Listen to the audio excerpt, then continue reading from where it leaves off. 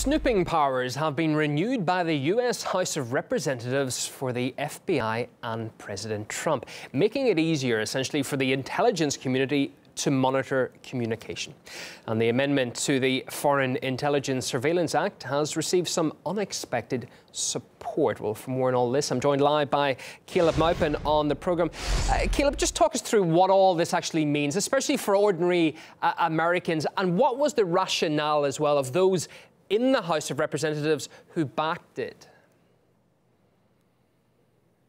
Now, the Congress was debating the reauthorization of the FISA law. And essentially, Donald Trump was proposing an amendment to the law that would require the FBI to get a warrant, before getting access to recordings and surveillance done by the National Security Agency, the NSA. Now, Nancy Pelosi and many Democratic leaders, along with many Republicans, spoke in opposition, saying that the FISA law is fine just the way it is. Let's take a listen to some of the Democrats speaking in favor of this law. As we protect and defend the American people and the Constitution and their rights, we have to have that balance. Was it Benjamin Franklin said, if we don't fight for private security and freedom, we won't have either. It's not right to say there is nothing in this bill that protects the privacy of the American people.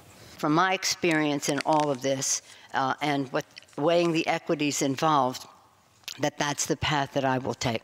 Now, the bill essentially, the privacy provisions that were proposed and supported by Trump are being opposed. And it's interesting that they would want to give the power to Donald Trump and the executive branch to wiretap and have access to surveillance without warrants when they have been quite critical of the Trump administration, describing it as authoritarian and such. Let's take a listen to what they've said about the man they just gave a great deal of power. What we saw yesterday was the president clearly demonstrating that he doesn't know right from wrong, true from false. His conduct is driven not by honor, decency, or national security, but by raw prejudice. What the president did was totally outrageous. Totally outrageous. Now, Donald Trump spoke up on social media regarding the FISA law and how it may be used, and he said it may have been used with the help of the discredited and phony dossier to badly surveil and abuse the Trump campaign and previous administrations, by previous administrations. Now, when he said that, he immediately ruffled some feathers. We saw an immediate response from Adam Schiff of the Democratic Party saying that Trump's claim that he could have been wiretapped or surveilled or mistreated due to this law, the FISA law, saying that that's outrageous. This is the response to Trump's tweet. This morning, as my colleagues are aware, the president issued a statement via Twitter suggesting that this authority was used illegally by the Obama administration to surveil him. Of course, that is blatantly untrue.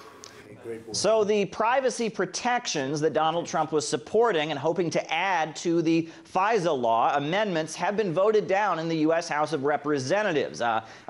Forces that are quite critical of Donald Trump and have not really said positive things about him just gave him power to surveil people, power that he himself did not want. Live from New York City, Caleb Maupin this hour explaining the ins and outs of that. First, thank you, Caleb.